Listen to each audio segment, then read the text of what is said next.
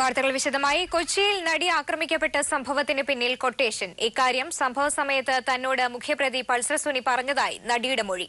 സഹകരിച്ചില്ലെങ്കിൽ ഫ്ളാറ്റിലെത്തി ലഹരി കുത്തിവെച്ച് ഉപദ്രവിക്കുമെന്നും 20ഓളം പേർ ഫ്ളാറ്റിന് മുന്നിലുണ്ടെന്നും സുനി ഭീഷണിപ്പെടുത്തിയതായും നടി മൊഴി നൽകി. അതിനിടെ മുഖ്യപ്രതി പൾസർ സുനി ആലപ്പുഴയിൽ നിന്ന് തലനാരിഴയ്ക്ക് രക്ഷപ്പെട്ടതായി സൂചന. പ്രതിക്കായി പോലീസ് തെരച്ചിൽ ഊർജിതമാക്കിയിട്ടുണ്ട്. നിർണായക മൊഴിയാണ് നടിയിൽ നിന്നും പോലീസിന് ലഭിച്ചിരിക്കുന്നത്. മൊഴിയുടെ വിശദാംശങ്ങൾ ഇങ്ങനെ: സംഭവ ദിവസം മുഖം മറച്ചുകൊണ്ടാണ് സുനി കാറിൽ കയറിയത്. തുടർന്ന് മുഖം പ്രദർശിപ്പിച്ചപ്പോൾ സുനിയെ തിരിച്ചറിഞ്ഞു. ഇത് കൊട്ടേഷനാണ്, സഹകരിക്കണമെന്ന് സുനി ആവശ്യപ്പെട്ടു. സഹകരിച്ചില്ലെങ്കിൽ തമ്മനത്തെ ഫ്ളാറ്റിലെത്തിക്കും, അവിടെ 20ഓളം പേരുണ്ട്, ലഹരിമരുന്ന് കുത്തിവെച്ച് ഉപദ്രവിക്കും എന്ന് സുനി ഭീഷണിപ്പെടുത്തിയെന്നും നടി മൊഴി നൽകിയിട്ടുണ്ട്. ബ്ലാക്ക്മെയിൽ ചെയ്ത് പണം തട്ടലായിരുന്നു പ്രതികളുടെ ലക്ഷ്യമെന്നായിരുന്നു പ്രാഥമിക നിഗമനം. എന്നാൽ സംഭവം കൊട്ടേഷനായിരുന്നു എന്ന മൊഴി ലഭിച്ചതോടെ കേസ് വഴിത്തിരിവിലേക്ക് നീങ്ങുകയാണ്. ആരാണ് കൊട്ടേഷൻ നൽകിയത് എന്നതടക്കം പ്രധാനപ്പെട്ട നിരവധി ചോദ്യങ്ങൾക്ക് ഉത്തരം പോലീസിന് ലഭിക്കേണ്ടതുണ്ട്. നിലവിൽ കസ്റ്റഡിയിലുള്ള വടിവാൾ സലീം, പ്രദീപ് എന്നിവർക്ക് അത് സംബന്ധിച്ച വിവരങ്ങൾ അറിയില്ലെന്ന് പോലീസിന് വ്യക്തമായിട്ടുണ്ട്. ഈ സാഹചര്യത്തിൽ മുഖ്യപ്രതി പൾസർ സുനിക്ക് വേണ്ടിയുള്ള അന്വേഷണം പോലീസ് ശക്തമാക്കി. ഒരു ഘട്ടത്തിൽ ഇയാളെ പോലീസ് പിടികൂടുന്ന നിലയിലെത്തിയെങ്കിലും ആലപ്പുഴയിലുള്ള പ്രതി തലനാരിഴയ്ക്ക് രക്ഷപ്പെട്ടതായാണ് വിവരം. ആക്രമണം നടത്തിയ ശേഷം ആലപ്പുഴയിലെത്തിയ സുനി മനു, അൻവർ എന്നീ സുഹൃത്തുക്കളുടെ സഹായം തേടിയിരുന്നു. ഇരുവരെയും പോലീസ് കസ്റ്റഡിയിലെടുത്ത് ചോദ്യം ചെയ്തു വരികയാണ്. സാമ്പത്തിക പ്രയാസം നേരിടുന്ന പൾസർ സുനി ആലപ്പുഴയിൽ നിന്നും അധിക ദൂരം പോകാൻ സാധ്യതയില്ലെന്ന നിഗമനത്തിലാണ് പോലീസ്. ഏത് നിമിഷവും ഇയാളെ പിടികൂടാനുള്ള തീവ്ര ശ്രമത്തിലാണ് അന്വേഷണ സംഘം. News bureau, Kochi. സംസ്ഥാനത്ത് ഗുണ്ടാവേട്ടയ്ക്ക് മുഖ്യമന്ത്രിയുടെ നിർദ്ദേശം. കാപ്പ ചുമത്തി ഗുണ്ടകളെ അറസ്റ്റ് ചെയ്യാനാണ് നിർദ്ദേശം. ഗുണ്ടകളുടെ ലിസ്റ്റ് ഇന്റലിജൻസ് തയ്യാറാക്കി. ജില്ലാ കളക്ടർമാർ, റേഞ്ച് ഐജിമാർ, എസ്പിമാർ എന്നിവർക്ക് ഗുണ്ടാ ലിസ്റ്റിൽപ്പെട്ടവരുടെ പട്ടികയും കൈമാറി. കൊച്ചിയിൽ നടിയെ തട്ടിക്കൊണ്ടുപോയി ആക്രമിച്ചതിനെ തുടർന്നാണ് ഗുണ്ടകൾക്കെതിരെ ശക്തമായ നടപടി സ്വീകരിക്കാൻ മുഖ്യമന്ത്രി നിർദ്ദേശം നൽകിയത്. ഇതനുസരിച്ച് 2010 ഗുണ്ടകളുടെ പട്ടിക ഇന്റലിജൻസ് തയ്യാറാക്കിയിട്ടുണ്ട്. ജില്ല തിരിച്ചാണ് പട്ടിക തയ്യാറാക്കിയിരിക്കുന്നത്. തിരുവനന്തപുരത്ത് 266 പേരുടെയും കൊച്ചി നഗരപരിധിയിൽ മാത്രം 85 പേരുടെയും പട്ടികയാണ് തയ്യാറാക്കിയിരിക്കുന്നത്. റേഞ്ച് ഐജിമാർ, ജില്ലാ കളക്ടർമാർ, എസ്പിമാർ എന്നിവർക്ക് പട്ടിക കൈമാറി. ഇന്റലിജൻസ് മേധാവിക്കാണ് മേൽനോട്ട ചുമതല. മുഖ്യമന്ത്രിയുടെ നിർദ്ദേശപ്രകാരമാണ് ഗുണ്ടകളുടെ പട്ടിക തയ്യാറാക്കിയിരിക്കുന്നത്. 30 ദിവസത്തിനകം സ്വീകരിച്ച നടപടികൾ സംബന്ധിച്ച് സർക്കാരിന് റിപ്പോർട്ട് നൽകാനും നിർദ്ദേശം നൽകിയിട്ടുണ്ട്. News bureau, Thiruvananthapuram. കൊച്ചിയിൽ നടി ആക്രമിക്കപ്പെട്ട സംഭവത്തിൽ തമിഴ് താരസംഘടന നടികർ സംഘവും രംഗത്ത്. കുറ്റവാളികളെ ഉടൻ പിടികൂടണമെന്നാവശ്യപ്പെട്ട് മുഖ്യമന്ത്രിക്ക് കത്തയച്ചു. നടിക്ക് പിന്തുണയുമായി ബോളിവുഡ് താരങ്ങളടക്കം ഇന്ത്യൻ സിനിമാ ലോകം ട്വിറ്ററിലൂടെയും രംഗത്തെത്തി. തെന്നിന്ത്യൻ താരങ്ങളായ വിശാലും, സാമന്തയും, സിദ്ധാർത്ഥും ട്വിറ്ററിലൂടെ പിന്തുണ അറിയിച്ചു. കൊച്ചിയിൽ അക്രമത്തിന് ഇരയായ നടിക്ക് പിന്തുണയുമായി സിനിമാ ലോകത്തിന്റെ പ്രതിഷേധ കൂട്ടായ്മ.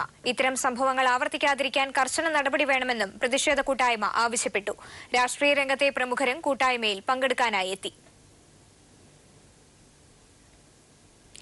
വികാരനിർഭരമായിരുന്നു കൊച്ചിയിലെ ചലച്ചിത്ര കൂട്ടായ്മ. സഹപ്രവർത്തകർക്കെതിരെ ഉണ്ടായ ആക്രമണത്തിന്റെ പശ്ചാത്തലത്തിൽ നടന്ന കൂട്ടായ്മയിൽ മമ്മൂട്ടി ഉൾപ്പെടെ നിരവധി താരങ്ങളാണ് പങ്കെടുത്തത്.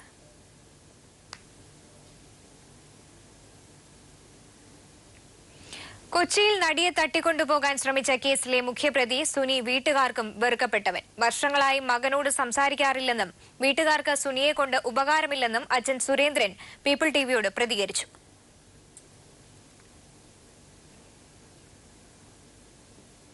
വിജിലൻസ് കോടതി അനാവശ്യ വ്യവഹാരങ്ങൾക്ക് മുതിരരുതെന്ന് ഹൈക്കോടതി. ശങ്കർ റെഡ്ഡി ഉൾപ്പെടെയുള്ളവർക്ക് ഡിജിപിയായി പ്രമോഷൻ നൽകിയത് സംബന്ധിച്ച കേസ് പരിഗണിക്കവെയാണ് കോടതിയുടെ വാക്കാൽ പരാമർശം.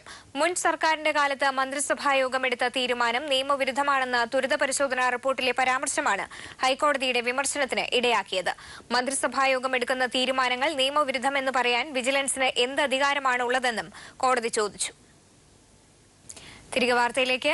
അമേരിക്കൻ യുദ്ധക്കപ്പലായ USS കാൾ വിൻസൺ ദക്ഷിണ ചൈന കടലിൽ നിരീക്ഷണം ആരംഭിച്ചു. ചൈനയുടെ വിദേശകാര്യ മന്ത്രാലയം ദിവസങ്ങൾക്ക് മുൻപ് നൽകിയ മുന്നറിയിപ്പ് അവഗണിച്ചാണ് US-ന്റെ പുതിയ നീക്കം.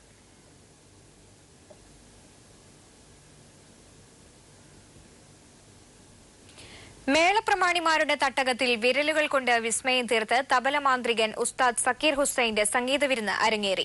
കേളി കലാ സാംസ്കാരിക സംഘടനയുടെ 25ാം വാർഷികാഘോഷത്തിൽ തൃശൂർ ചേർപ്പിൽ നടന്ന ചടങ്ങിലാണ് തബലയുടെ ഇതിഹാസം പെയ്തിറങ്ങിയത്. പെരുവനം ഗ്രാമത്തിലെത്തിയ ഉസ്താദ് സക്കീർ ഹുസൈനെ വീരശൃംഖല പുരസ്കാരം നൽകിയാണ് മേളകുലപതികൾ ആദരിച്ചത്.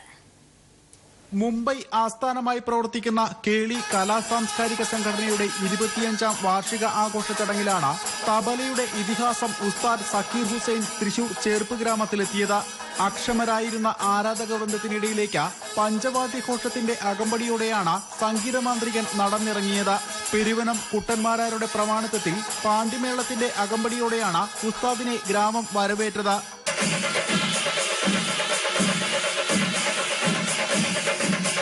കേളിയുടെ 25ാം വാർഷിക ആഘോഷത്തിനൊപ്പം പെരുവനം ഗ്രാമം ചരിത്രം കലയിലൂടെ എന്ന പദ്ധതിക്കും സാക്കിർ ഹുസൈൻ തുടക്കം കുറിച്ചു. മേളയുടെ കുലപതികൾ ചേർന്ന അദ്ദേഹത്തിന് വീരശൃംഖല പുരസ്കാരം സമ്മാനിച്ചു. സാരംഗി വിദഗ്ധൻ ദിൽഷാദ് ഖാനൊപ്പം ഉസ്താദിന്റെ വിരലുകൾ വിസ്മയവേഗം തീർത്തപ്പോൾ ആരാധകരുടെ ആരവങ്ങൾക്ക് ഇടവേളകളുണ്ടായില്ല.